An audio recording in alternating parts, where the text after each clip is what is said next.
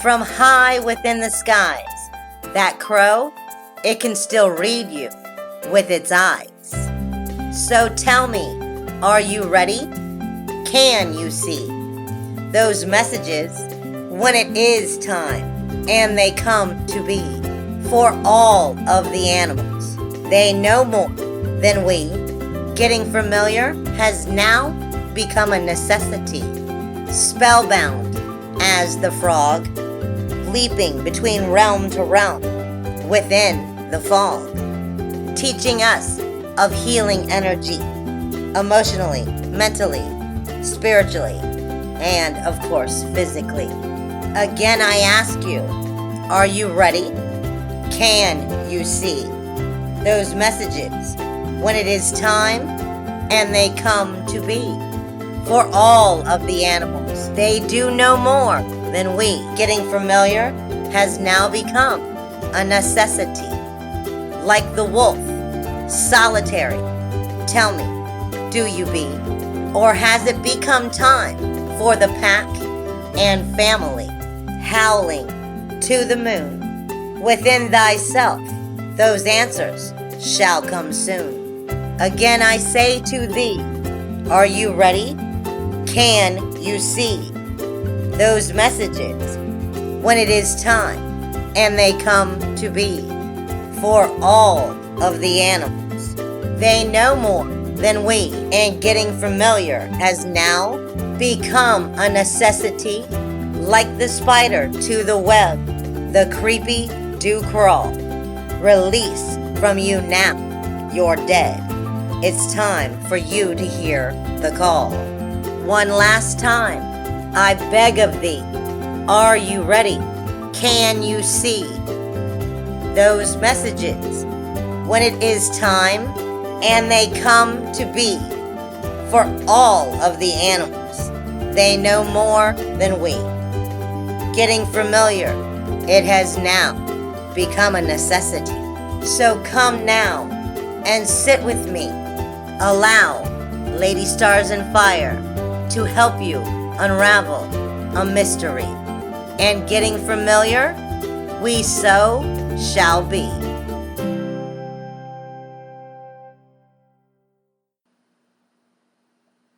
Hi everyone, thank you for tuning in this evening. This is Getting Familiar, and I am Lady Stars and Fire. Now typically, here on this show, we go over anything that is pretty much spiritual, animal related. So yeah, we go over each week, we typically go over a little bit about spiritual guidance that may be coming in animal forms, whether through our meditations, our journeys, or even in the physical world. But the animal spirits can also be connected, or what is called corresponding of many things, many different elements, directions. The moon, gods, goddesses, and so forth. They connect to so very many different things that connect within our life, that can help us move forward spiritually when we understand how that connection is made, as well as what that medicine those animals might be bringing us. And are they a power animal? Are they a guide? What kind of guide? All of this is good information and a lot of many great questions. But today I'm not doing exactly the same as I normally do. Normally we talk about all kinds of animals, their medicine, and what different things we can learn from them in general, outside of possibly healing medicine, power medicine, or guidance. We are still going to be discussing that today. But typically, I pick a topic that will correspond with different animals, and then we go with that. Today, I'm still doing that same thing, but I'm not doing it about the animals we typically think of.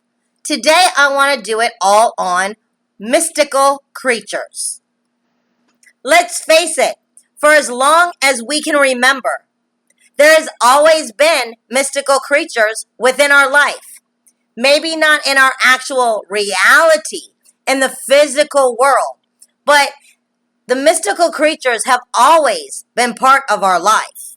And there's so many different mystical creatures out there to think of, to learn from, if you can actually respect the fact that they also have animal medicine to give, that they can be a totem or of animal power, guidance, and or of healing. We just tend to not think of them quite in the same way as we do the animals we know here in the physical world. But we have known of mystical creatures all of our life. We have always heard different stories of mystical creatures passed down throughout our life.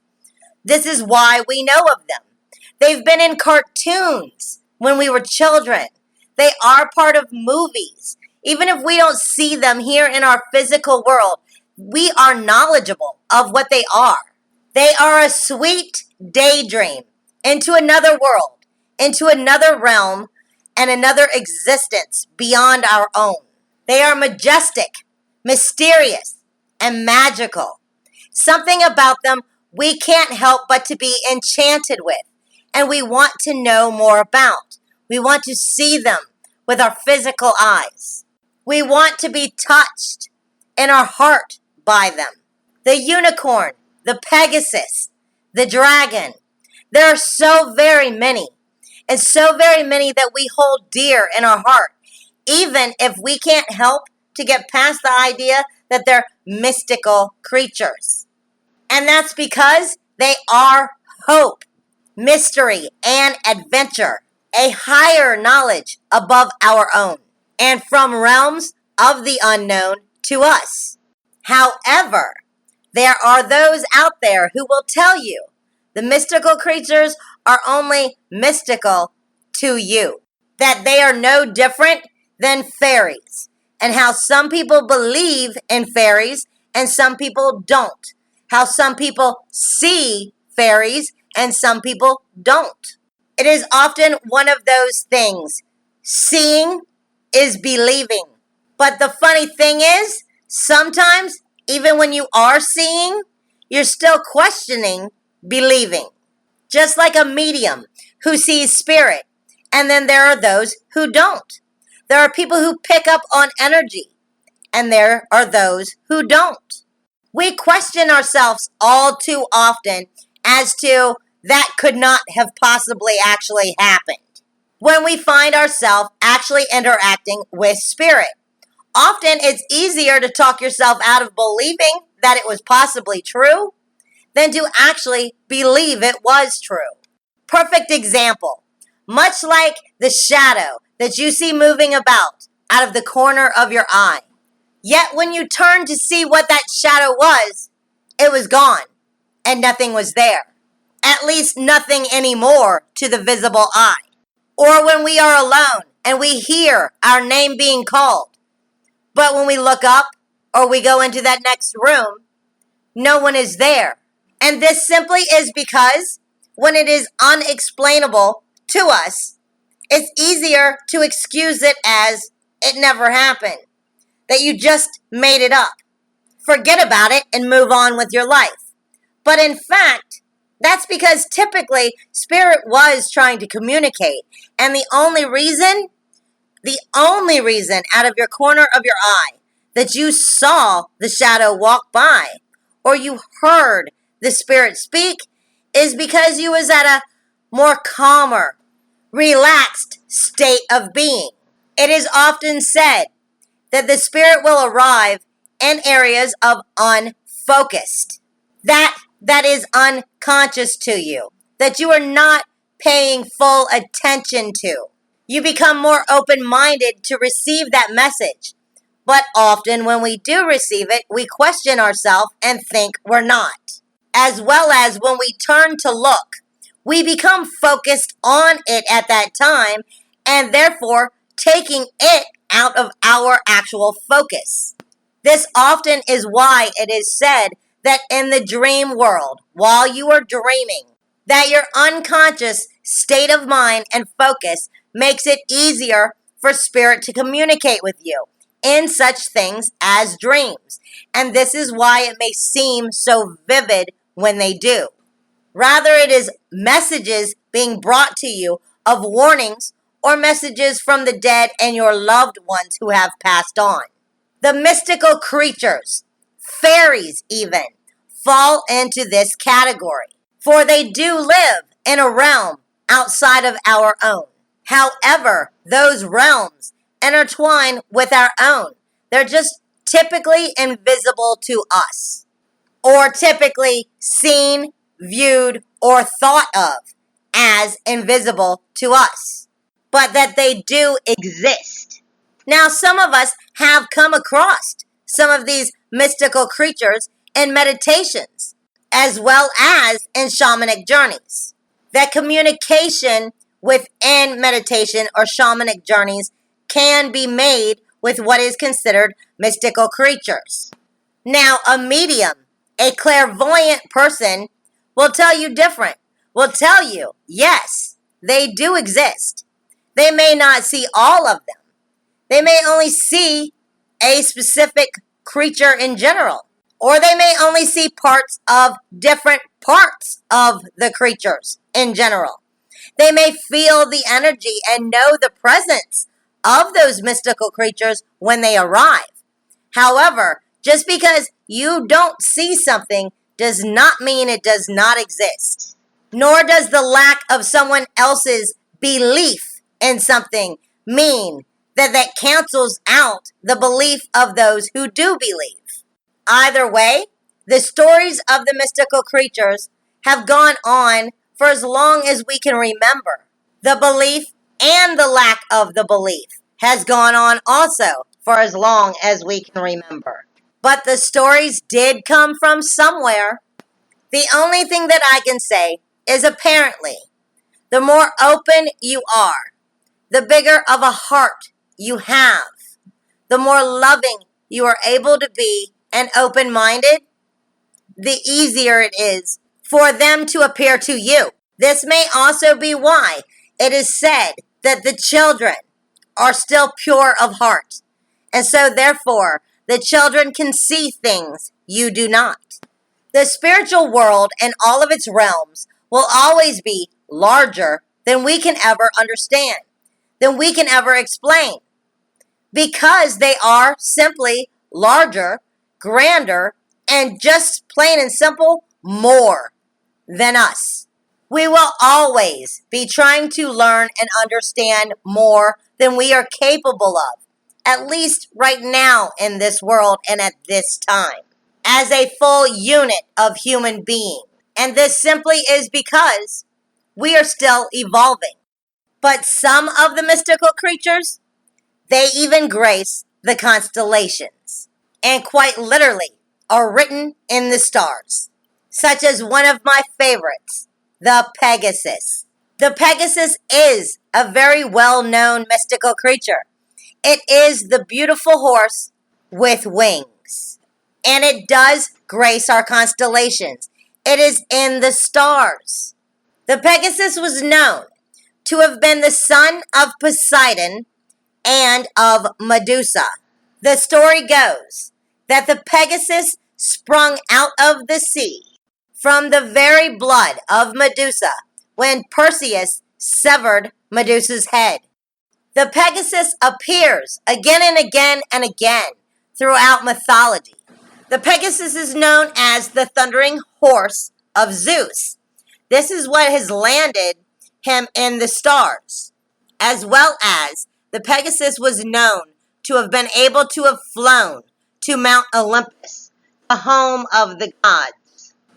Now, the horse itself is a potent symbol of almost every world religion and mythology. Many of its myths express the horse's innate clairvoyance, as well as the ability to perceive the magic within humans.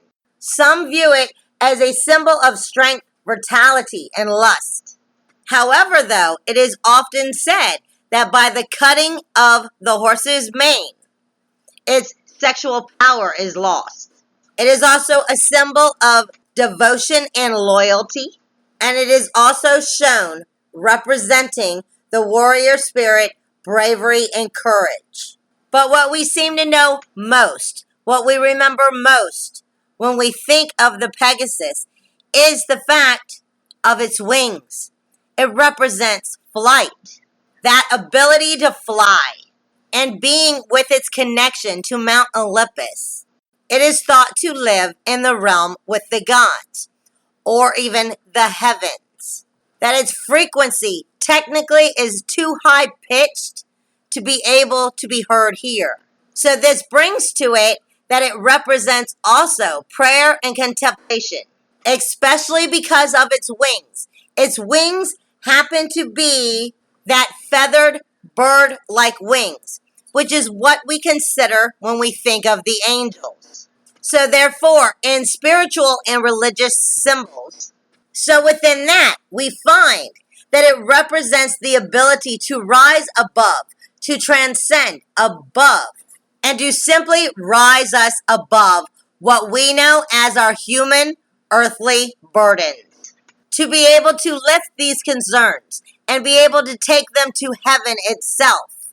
To be able to have delivered them directly to God, to the universal energy, the creator, whatever it is that you see it, to have been able to deliver it there and take it away from you.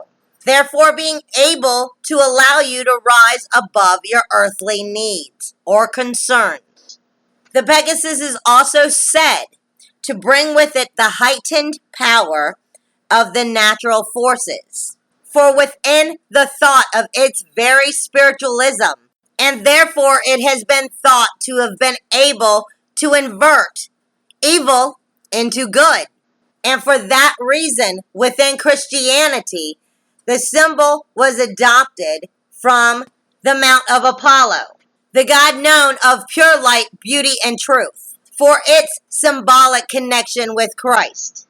Like Apollo, the sun god, it brings its symbolization into that lifting up and transporting of the soul. This is how Pegasus is represented within the gods, full of glory as well as the revealer of the mystery. And within this great, higher connection, it is thought that they bring to us creativity, inspiration, and poetry. Because of its speed, its power, and its swift transport of that kind of energy. However, the Pegasus also symbolizes immortality of the soul itself. So this makes it a protector of spirit within its journey to the astral planes. Now, for me personally, I am one of those who will tell you those mythical creatures do exist. However, I do believe they do exist in those other realms. And depending on your connection with spirit, maybe it is your open-mindedness, I don't know, whatever it is that allows you to see those other realms, or not, is what will allow you, or not, to sense and feel or actually view these creatures. Because I personally have a connection with the Pegasus. And my connection with the Pegasus pretty much only happens in the upper world.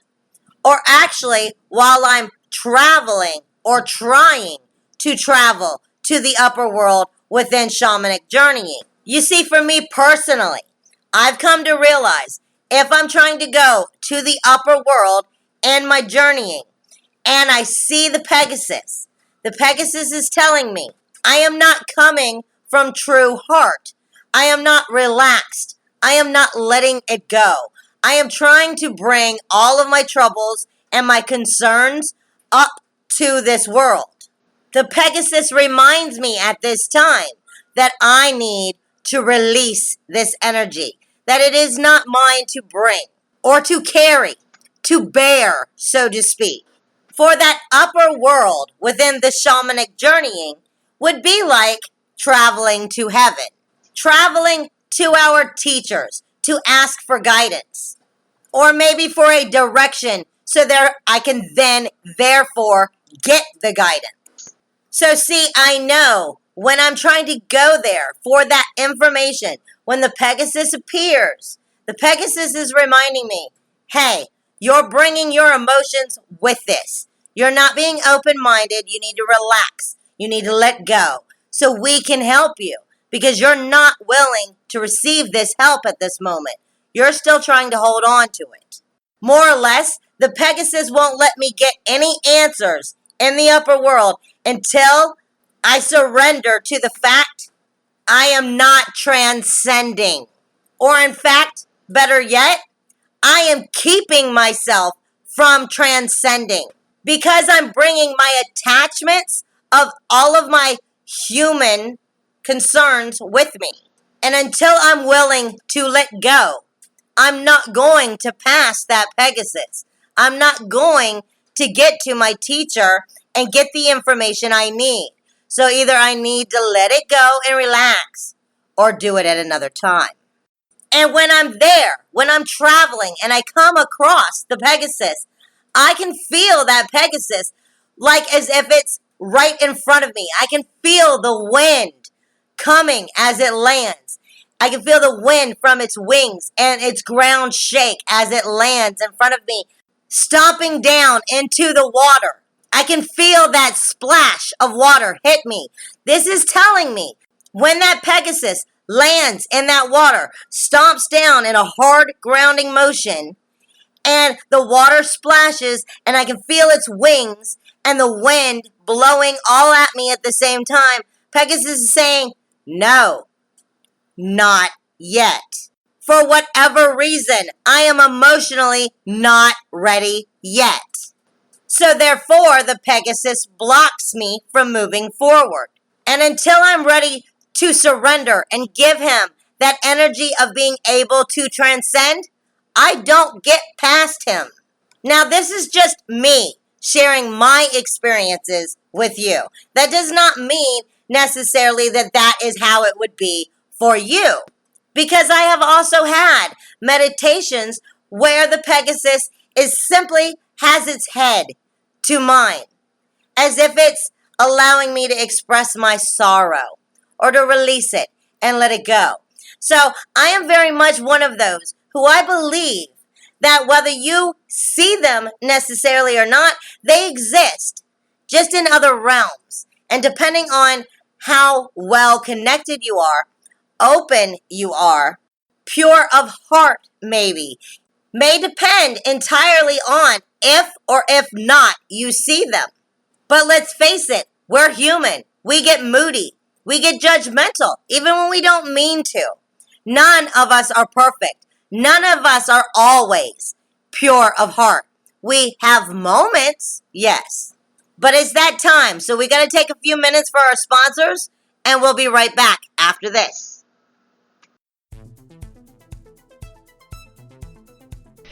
Since 2014, the Pagan Business Network has been building resources by bringing together pagan-owned and pagan-friendly businesses. With multiple resources available, it doesn't matter if you're an artisan, musician, vendor, author, publishing company, blogger, podcaster, event planner, or any other organization. We have the resources here to help you succeed. Becoming a member is easy and affordable, even for the smallest of budgets. With your membership, you will get Business Spotlight, which is an article written in an interview style, complete with details and photos. Social media sharing through the Pagan Business Network. A blog roll. A membership card for discounts at participating businesses. You'll also get discounts on tickets to all Pagan Business Network events, and so much more. You can check us out at paganbusinessnetwork.com for more information.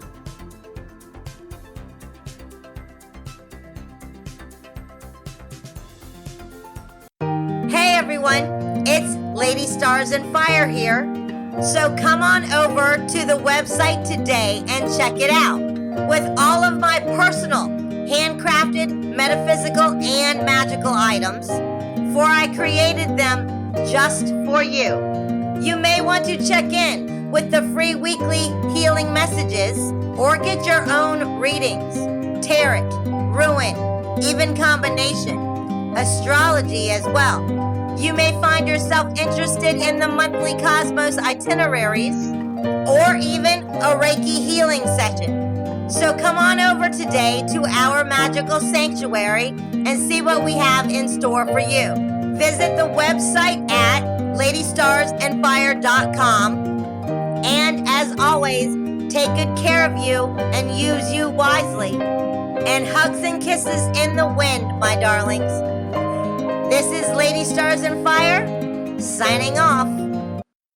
Okay, everybody, we are back, and this is Getting Familiar, and I am Lady Stars and Fire.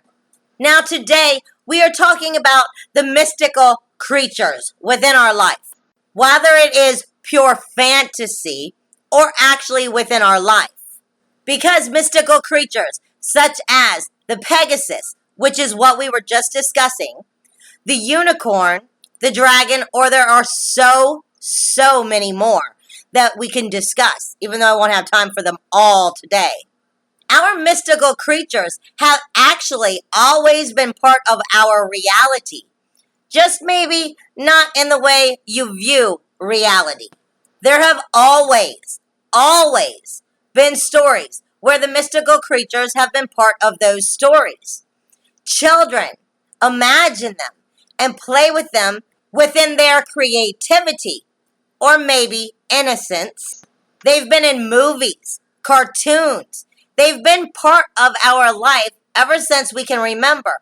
This is why we actually know of them. However, it is said, typically, these mystical animals or creatures live in other realms that are outside of our own, ones that we do not see. However, a person who has clairvoyance or a medium may be able to see them or view them, even sense and feel them. And just before the break, I was talking about an experience that I have had with a Pegasus when I have been going through shamanic journeying. And I was expressing how the Pegasus tends to appear when I'm not allowing myself to transcend, to be relaxed enough, to move forward and go up into the upper world for whatever it is that I am seeking guidance of. The Pegasus tends to come to let me know about my emotional actions, my emotional feelings, and why it is I'm not able to get there, at least not until I am able to surrender that energy over. Now, here at PBN Radio, we also have a YouTube channel. It's kind of like a library of all of our shows, all of the different shows we have with our show hosts and everything. So more or less, if you ever miss one of the shows that you like to hear, and or you possibly just want to go back and rehear something again, you can always go to the YouTube channel with our PBN Radio and find those shows. Like I said, it's like a library there for you to return to over and over again. But it would be very wrong if I started off with Pegasus and I didn't have something to say about the unicorn. Because these two creatures are considered to walk side by side, as the Pegasus would be like the protector over the unicorn. But the unicorn reminds us point blank to believe. The unicorn is such a magical being, benevolent and of transformation, beauty, trust, and faith. All of that leads us back to believe, darling, for anything is possible. And this is because the meaning behind the unicorn is just that. Anything is possible. That infinite possibilities are around you, surround you, and are available to you at all times. And this is because when we can't seem to find the possibilities to be there, the unicorn is said to be able to lend you its eyes and also its wisdom. So therefore you can take advantage of those possibilities. And this is because it's also considered a symbolization of success. That within whatever it is you are choosing to pursue in life, the unicorn will help you to become a success at it. if you will allow its enchanting, magical nature to be there to help you. Because the unicorn is known to be the most magical of all animals. Because of this magic, the unicorn is said to be right on the line of invisible and visible, right in between the realms, connecting in between both. It brings us that energy of the dream world to come true, as well as cleverness, and that ability of passing through of different boundaries, to be able to see through and past the illusion that is actually blocking you from moving forward. Therefore, it is able to help you manifest and to bring forth all that you would imagine into your reality. Deep mysteries surround the unicorn, veiled in misty glows of the forest. Her energy beacons telepathically. She communicates to you with the invitation to explore the true meaning of your life, your love, with transcendent illumination. A glimpse at your destiny awaits you when the unicorn appears. Now, I stole that from one of my totem information websites. That was Universe Signs, Symbols, and Totems. I happen to love that website. It just gets to me when I go back in to check on some of the animal medicine. That website seems to somehow speak to my heart when we're discussing these different animals. Now, in ancient lore and myth, the unicorn seems to speak to us of purity, grace, and mystical healing, and that it is said that the unicorn's horn itself can bring complete, total healing, mind, body, and soul, and renewing us back to perfect balance. And this is because the unicorn is seen to bypass the very laws of our physical universe, for it can do the impossible. And it reminds us that our dreams are not only dreams to entertain our hope, but that they can actually become reality. And this is where that success connection with the unicorn kicks in. For they teach you to laugh at the thought of you are stuck with limitations. Because that very magic of the unicorn brings you additional choices. For it reminds you, you have that choice to ride the winds of magical change or to stay within that realm of your own fears and your own limitations, as it is also considered the wisest of all animals. And for that reason, the unicorn brings you challenge. Challenge itself, testing yourself. That very testing of your own beliefs, of your own capabilities within yourself, and challenging you to rise up above what it is you ever thought you were able of doing. Now, for those who are wishing to shed the old within their life, the unicorn offers illusion. By embracing the new world, and fear itself becomes that illusion. However, the unicorn also uses that same illusion to test our very cunning. For it itself tempts us with its wisdom as well as power to go beyond anything that gets in the way of achieving our objectives. Will you become an unstoppable force?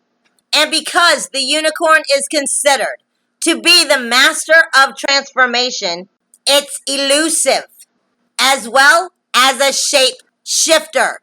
And it is said it will do so for that very purpose of breaking you of what you believe are your limitations. It has been said that while you are going on with your everyday life, and that something somehow symbolically catches your eye, and you come to understand its meaning, this is that very unicorn symbolism speaking to you. because it is said the unicorn will take that symbolic form to guide you along your path for your desired destiny. It is a messenger at that time. However, to spot a unicorn, to catch a glimpse of a unicorn, is like spotting the fallen star, or maybe catching a falling star. That rare. But then again, what would you expect from such a shapeshifter? You see, there are so many mythical creatures, and I've only spoken of two so far. We have the mermaids, the dragons, the fairies, the phoenix, the black dog, the centaur, the gnome, the werewolf, the yeti, the sphinx, the griffin, the black-eyed beings, the elf, the sea monsters, Sasquatch, or Bigfoot. There are so very many different mythical creatures, more than I've even spoken of here tonight, but they've been with us throughout our whole life in some kind of magical, mythical way. But we have always known of them within our dreams, our stories, the things we've seen on TV and make believe, and our fears even. They've always been part of our life in some way, shape, or form. Just like the Sphinx still stands to this day in Egypt, reminding us of its message of love, devotion, and overcoming, just as it has done for the past 6,000 years. The Sphinx was the body of a lion and the head of a human. And in some part, that head is actually questioned, whether it's a head of a human or possibly even a dog. In Greek mythology, their Sphinx has wings. In the Egyptian mythology, theirs does not have wings. Now, according to Greek mythology, their Sphinx proposes a riddle, and for those who cannot solve it, are strangled. However, in Egypt, the Sphinx is seen as the goddess of wisdom and knowledge. However, for the Sphinx that actually stands in Egypt, it is said that may not have been a human's face. It may have been a dog or even possibly a lion, but Pharaoh had it removed. And some think that Pharaoh had his face carved into the Sphinx. So as far as the statue in Egypt, we will really never know. But it is still timeless, but somehow still relevant today.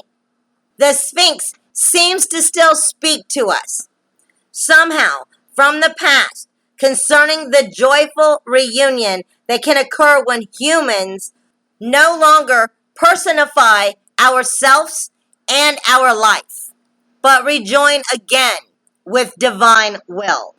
Because this very joining makes that transformation from human to divine possible, restoring human to sacred human, into one who rises out of instinct and personal desires towards the highest of ideals, to those ideals of purity, service, and of love, with as well as for our God.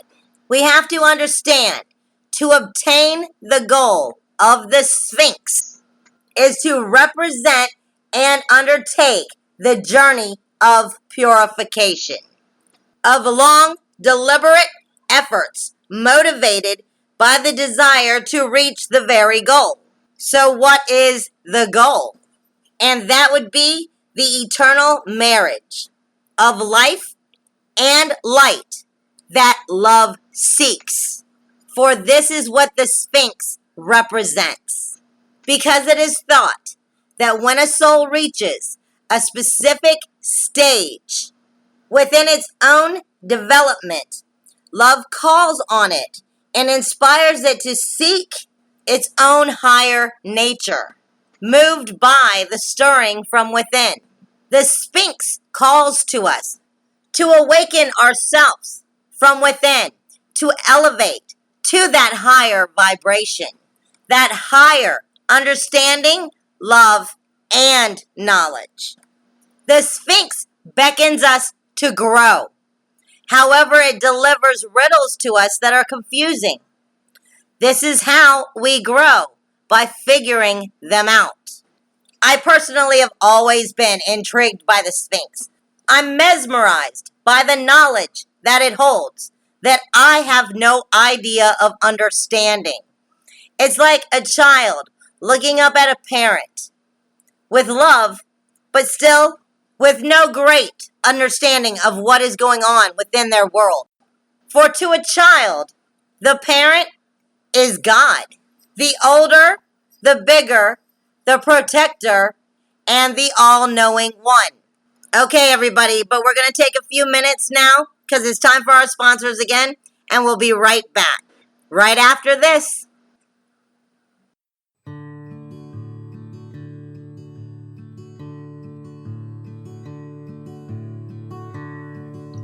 Hearthside Handmade carries an array of unique handcrafted art, jewelry, and magical tools at reasonable prices.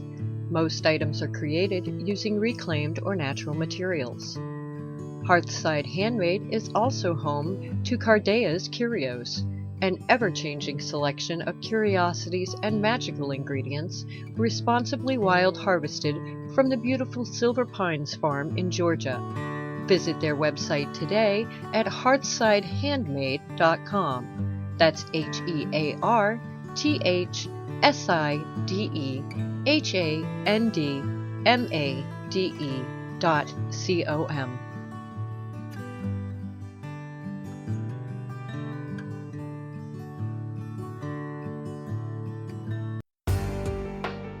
Hi, everyone. It's Lady Stars and Fire. Come on over today to our magical sanctuary where you can get what I call the monthly Cosmos itineraries by giving you the proper tools to teach you how to dance through your life to the very symphony of the stars, spirit, and cosmos itself by lifting your vibrations in natural, healthy, and healing ways. Emotionally, mentally, and spiritually, walking you through each day and helping you to plan your life for the best life you can have. As the monthly Cosmos itineraries provide you daily with information directed only for you through both astrology and spiritual guidance, as I write each day individually for you. Plus, I always have the 1 week trial period for the Cosmos itineraries as well. So you can check it out and how it brings healing into your life as you plan each and every day. So come on over to LadyStarsAndFire.com, our magical sanctuary with me, Lady Stars and Fire. And as always, from now until then, take good care of you and use you wisely, darlings. Hugs and kisses in the wind. Okay, everybody, and we are back. This is Getting Familiar, and I am Lady Stars and Fire. Now, tonight we have been going over some of the mythical creatures. We spoke of the unicorn, the Pegasus, the Sphinx. We have spoken about how these mythical creatures have always been part of our life, part of our reality in some way, whether it is through mythical stories, through movies, through our dreams, even journeys and meditations. They have always been part of our life. Maybe it's hope that they bring. Sometimes they are representing fear. It can go in many different ways, for there are very many mythical creatures. But I had to save my favorite for last, the dragon. It is said to have a dragon totem is one of the most powerful, as it represents a huge range of qualities, emotions, and traits.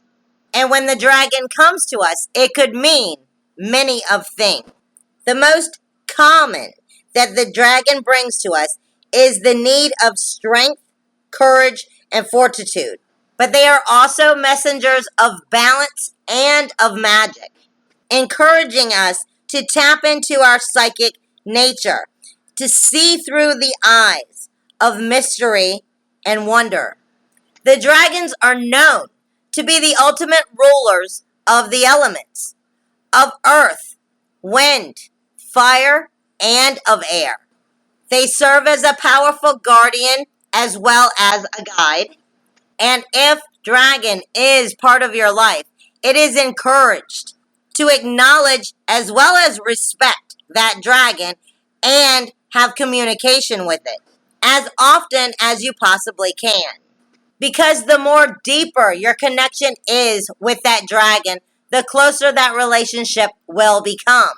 Therefore, also possibly lending you its dragon eyes from time to time to help you see as it wants you to see so you can understand it better. There are considered many, many kinds of dragons. They're not only earth, air, fire, and water. This is what you typically hear of. But it is said that there are more dragons than that. There are more than what we typically discuss and think of, as well as the color of the dragon has an important message within it as well. And sometimes, if you have a dragon as a spirit guide or a power animal, you may also feel some of that combining energy of what is considered the typical four and those characteristics of those dragons. Meaning it is not unheard of if you have a dragon, power animal, or spirit guide to be able to access or to have lended their power to you from all that is its species. Meaning exactly that. If you have a fire dragon, that does not mean you may not be lended from time to time the power of the air dragon, or so to speak, any of the others, earth or fire. However, if a dragon is present in your life, you should be able to notice it. Its presence should be able to be felt. However, if it has not been properly connected to you, returned to you, or retrieved for you, there is a possibility that you may not know that it has been an animal for you. Let me explain. I have said before that I was positive I knew who and what my power animal was, and that I knew it. I was positive there was nothing you could change my mind about. And I was wrong when I started doing journeying, because I quickly found out that who I thought was my power animal is a guide and is in fact a journeying guide for me. So therefore that animal is always with me. But my actual power animal is a dragon. And upon finding him in my shamanic journeys and returning him to me, collecting him and bringing him back, restoring our energy together, I now can sense when dragon is with me and when dragon is not. For I feel heat on the back of me, for my dragon also happens to be a fire dragon. But I know from time to time, the dragon has lended me the power of the others. This is why I say it is possible for you to hear that power, that healing energy from those other species within the different dragons, depending on what is needed for you. Your dragon may allow the other essence of those other dragons to come to you and help you. But not all cultures believe of dragons to only live within what is considered that dragon realm. The Chinese are always all about the dragons. In the Chinese culture, the season of the dragon is mid-spring, and it's believed that its direction is east or southeast, and that its fixed element is wood. It is considered in the Chinese culture that ancient dragons are the ultimate symbol of cosmic qi, which is energy. It is also said to be the most potent symbol of good fortune, and that as one of the four creatures of the world's directions, the dragons stand for new beginnings. It is also said that the dragon has the power to release water to parched land, which then in turn stands for abundance and relief. Continued success, high achievement, prosperity are all within this list among the dragons, and good qualities, which also rank in one of the most popular for Asian signs.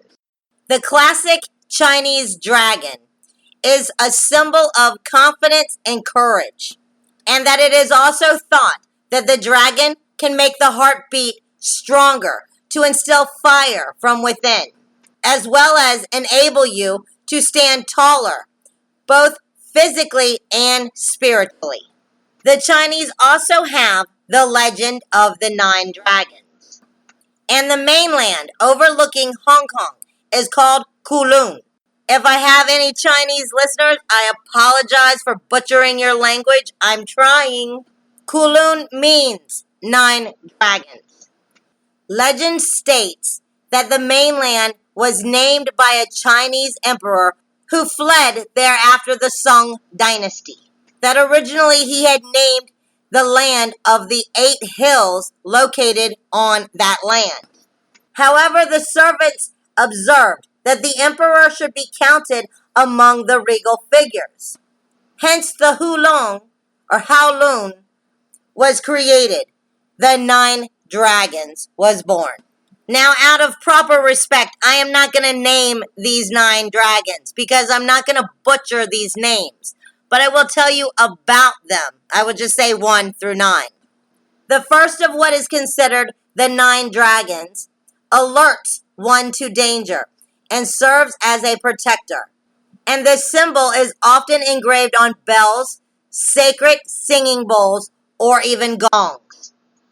The second is thought of as the creator of yang energy through the use of ancient dragon music. The third is considered the provider of knowledge, luck, and upholds virtue and finer education. The fourth provides strength and support when called upon during times of need. The fifth of the 9 dragons is the guardian of the holy places, the sacred lands, and the holy temples. The 6th dragon symbolizes power over water, and the 7th symbolizes the mighty power or the emblem against theft, loss, betrayal of any kind. The 8th dragon is the protector or guardian against any physical harm, and the 9th defends against verbal disputes and false accusations. And this would be the meaning of each individual dragon behind the legend of the 9 dragons in Chinese culture. Now, I went through all of that in Chinese information because I want you to understand how powerful the dragon as an ally can truly be.